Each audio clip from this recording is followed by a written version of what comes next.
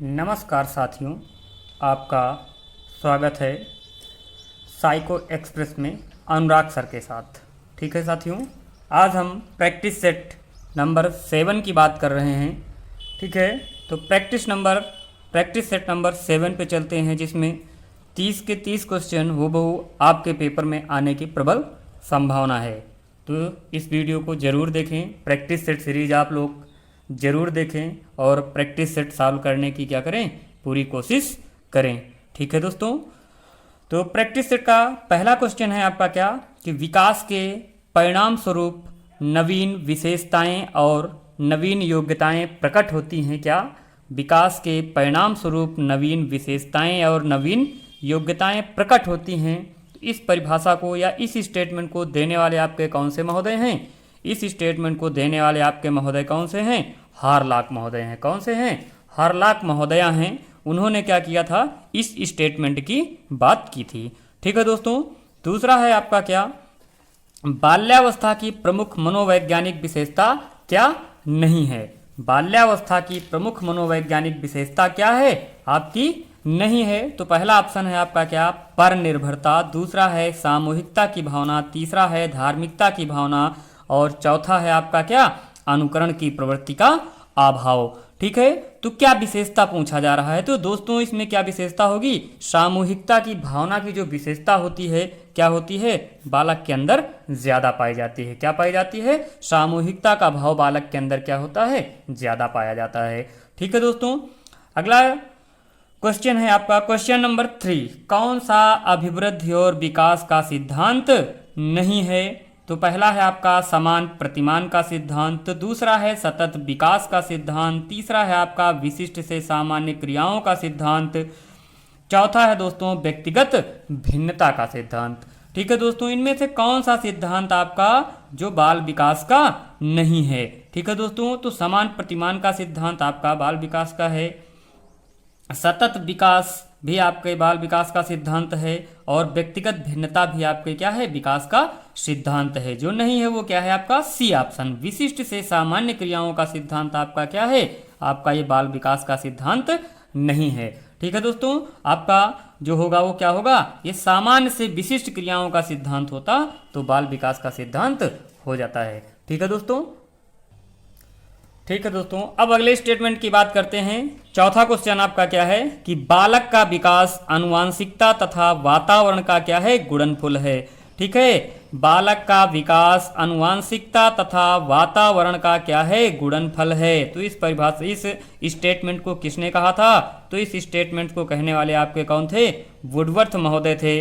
Woodworth महोदय ने कहा था कि बालक का जो क्या है, बालक का विकास आनुवांशिकता और वातावरण का क्या है, गुणनफल है। किन महोदय ने कहा? आपके वुडवर्थ महोदय ने कहा। किसने कहा? वुडवर्थ महोदय ने कहा। किसने कहा था? वुडवर्थ महोदय ने। ठीक है दोस्तों, क्वेश्चन नंबर 5 क्या कहता है आपका कि बच्चे अपनी समझ से विश्व की परिकल्पना करते हैं। यह कथन किसका है? यानी बच्चे अपनी समझ से इस पूरे संसार की परिकल्पना करते हैं। तो इसको किन महोदय ने इस परिभाषा को दिया था? तो किसने दिया था इस परिभाषा को? कौन से महोदय थे आपके? जीन पियाजे महोदय थे। कौन से महोदय थे? आपके जीन पियाजे महोदय थे। जीन पियाजे महोदय ने कहा था कि ये क्या है आपका, बच्चे जो हैं अपनी समझ कैसे विकसित करते हैं, विश्व की कल्पना के द्वारा।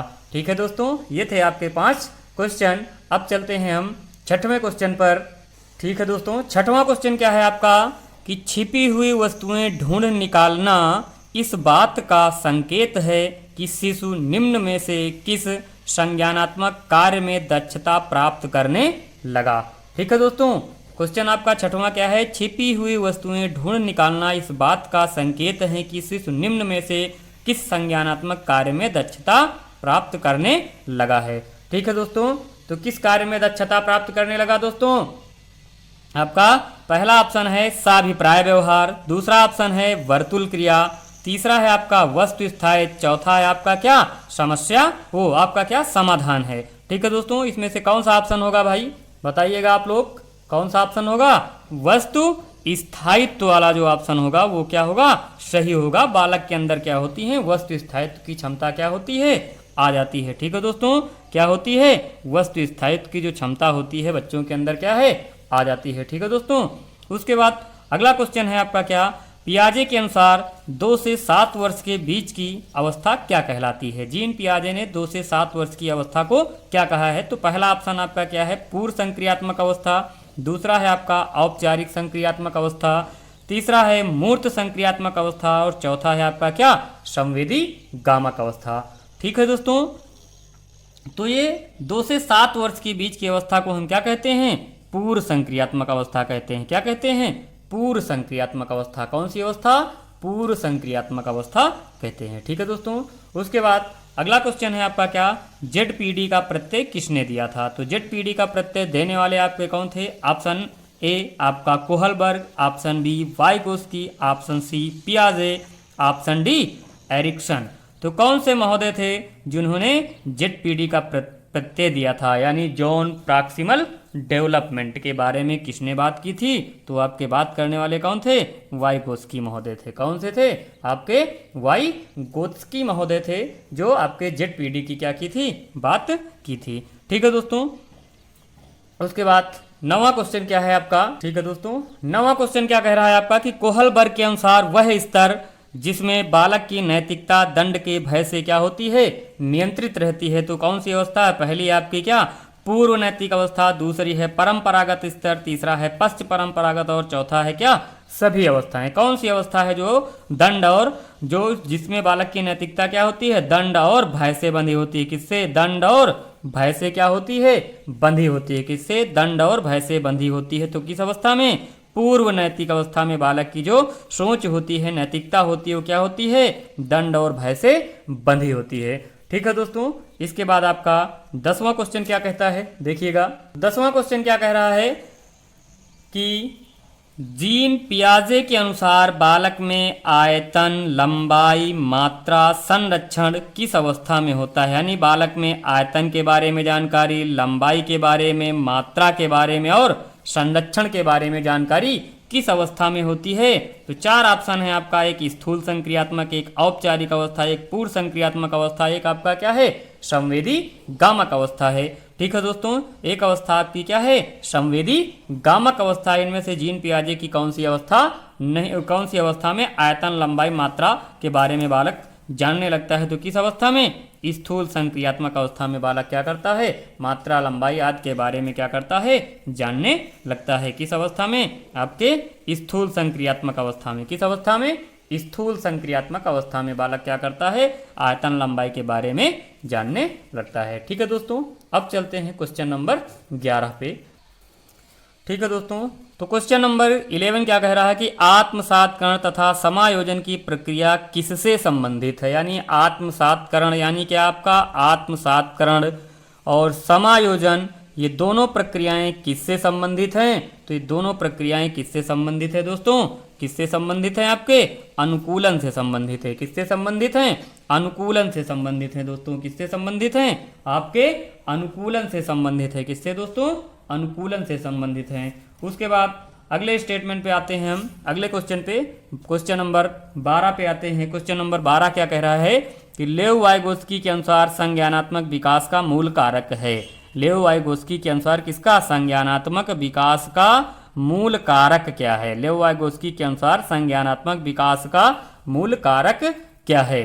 ठीक है दोस्तों, तो मूल कारक पहला ऑप्शन है आपका क्या, संतुलन, दूसरा है आपका क्या, सामाजिक अन्योन्य क्रिया, तीसरा आपका क्या है दोस्तों, तीसरा आपका क्या है, उद्दीपन अनुक्रिया, चौथा आपका क्या है, स्कीमा है। ठीक है दोस्तों, तो इसमें क्या होगा, मैंने हर बार बताया है कि बालक किसके द्वारा सीखता है, समाज के द्वारा। जहां समाज ऑप्शन आ जाए या वयस्क, समवयस्क की क्रिया आ जाए, वहां पे ऑप्शन किसका होगा, आपका वाइगोत्स्की का होगा। तो वाइगोत्स्की ने किसके द्वारा बताया है, बालक सामाजिक अन्योन्य क्रिया के द्वारा सीखता है। किसके द्वारा सीखता है, सामाजिक अन्योन्य क्रिया के द्वारा सीखता है। ठीक है दोस्तों, उसके बाद क्वेश्चन नंबर आपका क्या है, 13 आता है कि भाटिया बैटरी का संबंध किससे है। तो बताइएगा भाई, भाटिया बैटरी का संबंध किससे है, बताइएगा भाई कि भाटिया बैटरी का संबंध किससे है। पहला है आपका सृजनात्मक, दूसरा है संवेग, तीसरा है बुद्धि, चौथा है आपका क्या, अभिवृत्ति। ठीक है दोस्तों, भाटिया बैटरी का संबंध किससे है, सृजनात्मकता से है, संवेग से है, बुद्धि से है या अभिवृद्धि से है? तो दोस्तों किससे है? बुद्धि से है। भाटिया बैटरी का संबंध किससे है? बुद्धि से है। बुद्धि परीक्षण के बारे में किसने बताया था? भाटिया बैटरी का एक क्या है? बुद्धि परीक्षण है। ठीक है दोस्तों, उसके बाद अगला क्वेश्चन आपका आता है क्वेश्चन नंबर 14 यानी 14 नंबर। ये क्या कह रहा है कि मानसिक आयु के प्रत्यय का, किसके? मानसिक आयु के प्रत्यय का सर्वप्रथम प्रयोग किसने किया था? मानसिक आयु के प्रत्यय का सर्वप्रथम प्रयोग करने वाले कौन थे आपके दोस्तों? थॉर्नडाइक थे, अरमन थे, गिलफोर्ड थे या बिने साइमन थे? कौन थे दोस्तों? तो मानसिक आयु प्रत्यय का सर्वप्रथम प्रयोग किसने किया था? बिने और साइमन महोदय ने। किसने किया था? बिने और साइमन महोदय ने किया था। ठीक है दोस्तों, अब क्वेश्चन नंबर 15 पर चलते हैं। ठीक है दोस्तों, क्वेश्चन नंबर आपका क्या है? 15 में क्या है कि बुद्धि लब्धि अवधारणा के प्रथम प्रतिपादक कौन थे? बुद्धि लब्धि अवधारणा के प्रथम प्रतिपादक कौन थे दोस्तों? बुद्धि लब्धि अवधारणा के बारे में सबसे पहले आपके बताने वाले कौन थे दोस्तों? आपके कौन थे? बुद्धि लब्धि के बारे में बताने वाले आपके कौन थे? 15 नंबर क्वेश्चन देखिएगा। गिलफोर्ड, बिने, टर्मन, स्टर्न, किन महोदय ने बुद्धि लब्धि के बारे में बताया था? इस बुद्धि लब्धि की अवधारणा देने वाले आपके कौन थे? स्टर्न महोदय थे। कौन महोदय थे? स्टर्न महोदय थे। और इन्होंने बुद्धि लब्धि का एक सूत्र प्रतिपादित किया था कि मानसिक आयु अपान वास्तविक आयु। ठीक है, लेकिन ये सूत्र प्रमाणिक नहीं सिद्ध हुआ था। ठीक है दोस्तों, उसके बाद आपका आता है क्वेश्चन नंबर 16। इसमें क्या है? बुद्धि का सामूहिक परीक्षण कौन सा है? तो पहला है आपका ऑप्शन स्टैनफोर्ड बिने स्केल, दूसरा है कोहस डिजाइन टेस्ट, तीसरा है आपका आर्मी बीटा टेस्ट, चौथा है आपका क्या? वेसलर बुद्धि परीक्षण। तो यहाँ बात किसकी की जा रही है? सामूहिक परीक्षण की। किसकी बात की जा रही है? सामूहिक परीक्षण की बात की जा रही है। तो स्टैनफोर्ड आपका क्या? व्यक्तिगत है। कोहज आपका क्या है? व्यक्तिगत है। वेसलर आपका क्या है? व्यक्तिगत है। तो आर्मी बीटा आपका क्या है? सामूहिक बुद्धि परीक्षण है। आर्मी बीटा कैसा परीक्षण है दोस्तों? सामूहिक बुद्धि परीक्षण है। कैसा है दोस्तों? सामूहिक बुद्धि परीक्षण है। ठीक है दोस्तों, अब क्वेश्चन नंबर 17 की तरफ चलते हैं। ठीक है दोस्तों, क्वेश्चन नंबर 17 क्या कह रहा है आपका कि आदतों, ज्ञान व अभिवृत्तियों का क्या? अर्जन ही क्या है आपका? अधिगम है। आदतों, ज्ञान व अभिवृत्तियों का क्या? अर्जन। यहाँ पे क्या होना चाहिए था? अर्जन होना चाहिए था। अर्जन ही क्या है आपका? अधिगम है। क्या है? अर्जन ही आपका क्या है दोस्तों? अधिगम है। अर्जन ही आपका क्या है दोस्तों? अधिगम है। तो इस परिभाषा को देने वाले आपके कौन महोदय थे? इस परिभाषा को किन महोदय ने दिया था भाई दोस्तों? बताइएगा। आपका वुडवर्थ ने दिया था, क्रो एंड क्रो ने दिया था, स्किनर ने दिया था, रास ने दिया था। किसने दिया था दोस्तों? आपके किसने दिया था इसको? बताइएगा दोस्तों। किन महोदय ने इस परिभाषा को दिया था? बताइएगा दोस्तों। ठीक है, तो किसने दिया था? आपका क्रो एंड क्रो महोदय ने क्या किया था? इस परिभाषा को दिया था। किसने दिया था? क्रो और क्रो महोदय ने इस परिभाषा को दिया था। ठीक है दोस्तों, अब क्वेश्चन नंबर 18 पर चलते हैं। आसुबेल ने अधिगम के कितने भाग बताए? तो आसुबेल ने अधिगम के कितने भाग बताए? ए ऑप्शन है आपका 5, बी ऑप्शन है 3, सी ऑप्शन है 4, डी ऑप्शन है क्या? 7। तो आसुबेल ने अधिगम के क्या? 4 भाग बताए थे। आसुबेल ने अधिगम के कितने भाग बताए थे? 4 भाग बताए थे। क्या? आपका अभिग्रहण सीखना। ठीक है दोस्तों, किसके बारे में बताया था? अभिग्रहण सीखने के बारे में। ठीक है, उसके बाद अन्वेषण सीखना। ठीक है दोस्तों, अन्वेषण के बाद रटकर सीखना। ठीक है दोस्तों, रटकर सीखने के बाद उन्होंने किस उसके बारे में बताया था? चौथा इनका कौन सा था आपका? बताइएगा दोस्तों। चौथे का क्या नाम था? चौथे का आपका क्या था? अर्थपूर्ण सीखना। क्या था चौथे का? अर्थपूर्ण सीखना। ठीक है, 4 भाग उन्होंने अधिगम के बताए थे। ठीक है दोस्तों, अब क्वेश्चन नंबर 19 पे चलते हैं। द कंडीशन ऑफ लर्निंग किसकी पुस्तक है? तो द कंडीशन ऑफ लर्निंग पुस्तक किसकी है दोस्तों? द कंडीशन ऑफ लर्निंग पुस्तक किसकी है? स्किनर महोदय की है, थॉर्नडाइक महोदय की है, गैने की है कि पावलोव की है? किसकी है दोस्तों? द कंडीशन ऑफ लर्निंग किसकी पुस्तक है? 19 नंबर बताइएगा दोस्तों, 19 नंबर किसका है? 19 नंबर आपका किसका है? रॉबर्ट गैने का है। किसका है? रॉबर्ट गैने का है दोस्तों। किसका है? रॉबर्ट गैने का है। रॉबर्ट गैने ने आपका द कंडीशन ऑफ लर्निंग पुस्तक के बारे में लिखा था। ठीक है दोस्तों। उसके बाद क्वेश्चन नंबर आपका 20 क्या कह रहा है? उपयोग व अनुपयोग का नियम किसे कहते हैं? किस नियम को उपयोग और अनुपयोग का नियम कहा जाता है? उपयोग और अनुपयोग का नियम किस नियम को कहा जाता है? तो बताइएगा। तत्परता का नियम। किसका नियम? तत्परता का नियम, प्रभाव का नियम, मनोवृत्ति का नियम और अभ्यास का नियम। किस नियम को कहा जाता है? आपके किस नियम को भाई कहा जाता है? आपका बताइएगा दोस्तों। 20वां उपयोग और अनुपयोग का नियम किससे संबंधित है? उपयोग और अनुपयोग का नियम आपके सामने 4 ऑप्शन है दोस्तों, बताइएगा किससे संबंधित है भाई? उपयोग और अनुपयोग का नियम दोस्तों किससे संबंधित है? आपका अभ्यास के नियम से संबंधित है। अभ्यास करेंगे तब क्या होगा? उपयोग होगा। अभ्यास नहीं करेंगे तो हम वो चीज़ें भूल जाएंगे, तो किस में आ जाएंगी? अनुपयोग में आ जाएंगी। ठीक है दोस्तों। उसके बाद अगला क्वेश्चन आपका आता है दोस्तों, क्या? क्वेश्चन नंबर 21, एनिमल इंटेलिजेंस किसका शोध प्रबंध है? एनिमल इंटेलिजेंस किसका शोध प्रबंध है? तो पहला ऑप्शन है पावलोव, दूसरा है थॉर्नडाइक, तीसरा है पियाजे, चौथा है किसका? कोहलर का है। ठीक है दोस्तों। तो एनिमल इंटेलिजेंस शोध प्रबंध किसका है? तो किसका है दोस्तों? आपके थॉर्नडाइक महोदय का है। किसका है?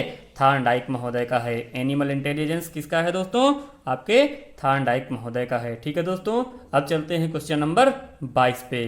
ठीक है दोस्तों। तो क्वेश्चन नंबर 22 क्या कह रहा है? वाटसन के बच्चे का क्या नाम था? वाटसन के बच्चे का क्या नाम था दोस्तों?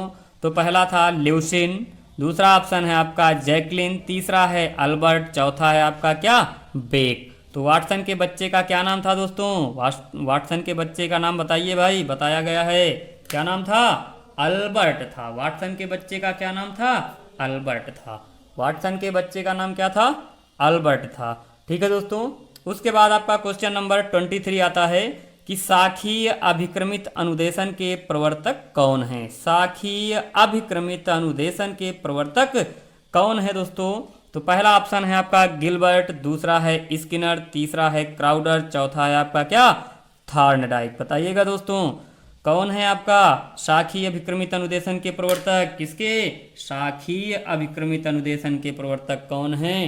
तो साखीय अभिक्रमित अनुदेशन के प्रवर्तक बताइएगा दोस्तों। क्वेश्चन नंबर 23, क्वेश्चन नंबर 23 साखीय अभिक्रमित अनुदेशन के प्रवर्तक आपके कौन है? नॉर्मन ए क्राउडर हैं। कौन है दोस्तों?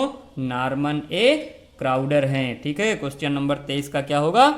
सी होगा। क्वेश्चन नंबर 23 का क्या होगा दोस्तों? सी होगा। उसके बाद चलते हैं क्वेश्चन नंबर 24 पे। ठीक है दोस्तों। तो क्वेश्चन नंबर 24 क्या कहता है? चालक न्यूनता का सिद्धांत किसने दिया है? तो चालक न्यूनता का सिद्धांत किसने दिया है? स्किनर ने दिया है, हल ने दिया है, वाटसन ने दिया है, बांडुरा ने दिया है। किसने दिया है? चालक न्यूनता का सिद्धांत देने वाले कौन मनोवैज्ञानिक थे आपके? मिस्टर हल महोदय थे। कौन थे? हल महोदय ने चालक न्यूनता का सिद्धांत दिया था। उसके बाद किस अधिगम वक्र में प्रारंभ, क्वेश्चन नंबर 25 है आपका, किस अधिगम वक्र में प्रारंभ में सीखने की गति धीमी व बाद में क्या होती है? तेज हो जाती है। दोस्तों किस अधिगम वक्र में प्रारंभ में सीखने की गति धीमी व बाद में तेज होती है? तो बताइएगा। ऑप्शन नंबर 1 हास निष्पादन वक्र, ऑप्शन नंबर बी समान निष्पादन वक्र, ऑप्शन नंबर सी मिश्रित वक्र, ऑप्शन डी आपका वर्धमान वक्र। किस वक्र में प्रारंभ में सीखने की गति तेज होती है और बाद में धीमी हो जाती है? आपका किसमें? हास निष्पादन वक्र में, या इसे हम उन्नतोदर वक्र बोलते हैं। क्या बोलते हैं? उन्नतोदर वक्र बोलते हैं। ठीक है दोस्तों। उसके बाद आपका अगला क्वेश्चन आता है भाषा संबंधी अधिगम अक्षमता है। भाषा संबंधी अधिगम अक्षमता है। तो इसमें आपका एक ऑप्शन गलत हो गया है। ठीक है दोस्तों। ऑप्शन आपका क्या है? गलत हो गया है। तो इस जगह मुझे क्या करना चाहिए? ADHD कर लेना चाहिए। क्या करना चाहिए? ADHD कर लेना चाहिए दोस्तों। ठीक है दोस्तों। तो पहला ऑप्शन आपका क्या हो जाएगा? ADHD हो जाएगा, दूसरा आपका डिस्ग्राफिया हो जाएगा, तीसरा हो जाएगा अफेजिया और चौथा क्या होगा? डिस्प्रेक्सिया होगा। तो अधिगम संबंधी अक्षमताओं के बारे में दोस्तों पूरा याद कर लेना, ये किसी भी विषय में आपके पूछा जा सकता है, कोई ज़रूरी नहीं है कि ये साइकोलॉजी में ही पूछा जाए, आपका हिंदी में भी आ सकता है, संस्कृत में भी आ सकता है, गणित में भी आ सकता है, सोशल में भी आ सकता है। तो भाषा संबंधी अक्षमता को हम क्या कहते हैं? अफेज्या कहते हैं। क्या कहते हैं? भाषा संबंधी अक्षमता को हम क्या कहते हैं? अफेज्या कहते हैं। ठीक है दोस्तों, अगला क्वेश्चन आता है आपका क्या? 27, यानी नवीन परिस्थितियों में चेतन अनुकूलन ही क्या है? बुद्धि है। नवीन परिस्थितियों में से चेतन अनुकूलन ही बुद्धि है। तो इस परिभाषा को देने वाले आपके कौन थे? इस परिभाषा को किसने दिया था दोस्तों? पहला ऑप्शन है आपका गेट्स, दूसरा ऑप्शन है रास, तीसरा ऑप्शन है गाल्टन, चौथा ऑप्शन है आपका क्या? बिने। तो किसने दिया था दोस्तों? आपके रास महोदय ने दिया था।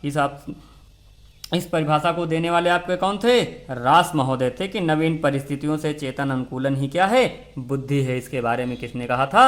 रास महोदय ने कहा था। ठीक है दोस्तों, अब क्वेश्चन नंबर हम 28 पर चलते हैं। ठीक है दोस्तों, तो क्वेश्चन नंबर 28 क्या कह रहा है? यहाँ पे गलत हो गया है, फिर आपका क्या है? पशु थ्योरी लिख गया है। ये आपकी कैसी थ्योरी होती है? पुश थ्योरी होती है। ठीक है दोस्तों, तो कैसी थ्योरी होगी आपकी? Push theory. किसने दिया है? तो पहला ऑप्शन है आपका अब्राहम मैस्लो, दूसरा है आपका बी ऑप्शन है फ्रायड, सी ऑप्शन है आपका हल, चौथा ऑप्शन है आपका क्या? कोर्बिट। ठीक है दोस्तों, तो पहले ऑप्शन में मैस्लो, दूसरे में फ्रायड, तीसरे में हल और चौथे में कोर्बिट, यानी पुश थ्योरी। ये आपकी बात किसकी हो गई? अभिप्रेरणा के सिद्धांत की बात हो रही है। चालक ने अभिप्रेरणा का सिद्धांत है। ठीक है आपका, तो अभिप्रेरणा के सिद्धांत में पुश थ्योरी किसने दिया है? तो किसने दिया है? आपके सीएल हल महोदय ने दिया है। किसने दिया है दोस्तों? सीएल हल महोदय ने दिया है। ठीक है दोस्तों, उसके बाद क्वेश्चन नंबर 29, थेनाटोस क्या है? जीवन मूल प्रवृत्ति ए ऑप्शन में है, बी ऑप्शन में है मृत्यु मूल प्रवृत्ति, सी ऑप्शन में है ए और बी दोनों, और डी ऑप्शन आपका क्या है? इनमें से कोई नहीं। ठीक है दोस्तों, तो बताइएगा थेनाटोस आपका क्या है? ठीक है, आपका थेनाटोस क्या होगा दोस्तों? थेनाटोस आपकी क्या है? मृत्यु मूल प्रवृत्ति है। क्या है दोस्तों? थेनाटोस आपकी क्या है? मृत्यु मूल प्रवृत्ति है। और जीवन मूल प्रवृत्ति को हम क्या कहते हैं? इरोस कहते हैं। जीवन मूल प्रवृत्ति को दोस्तों हम क्या कहते हैं? इरोस कहते हैं। ठीक है दोस्तों, अब चलते हैं क्वेश्चन नंबर 13 की तरफ, आखिरी क्वेश्चन की तरफ। क्वेश्चन नंबर 13 आपका क्या कहता है? निम्न में से कौन सा क्रम सही है? तो सही क्रम इसमें चूज करना है आपका क्या? ये आपका 69,000 में क्या हुआ है? प्रश्न आया हुआ था। किसमें आया था? 69,000 जो आपकी शिक्षक भर्ती हुई थी उसमें इस प्रश्न को क्या किया गया था? पूछा गया था। ठीक है दोस्तों, तो बताइएगा आप। सरल श्रृंखला, उद्दीपन अनुक्रिया, ठीक है, शब्द साहचर्य, विभेदन, संप्रत्यय, नियम, समस्या समाधान। ठीक है, पहला ऑप्शन है आपका। दूसरा क्या है? संकेत अधिगम, उद्दीपन अनुक्रिया, श्रृंखला अधिगम, शाब्दिक साहचर्य, विभेदन अधिगम, संप्रत्यय अधिगम, नियम अधिगम और समस्या समाधान अधिगम। ठीक है दोस्तों, उसके बाद चौथा ऑप्शन आपका क्या आ रहा है दोस्तों? चौथा ऑप्शन आपका क्या आ रहा है दोस्तों?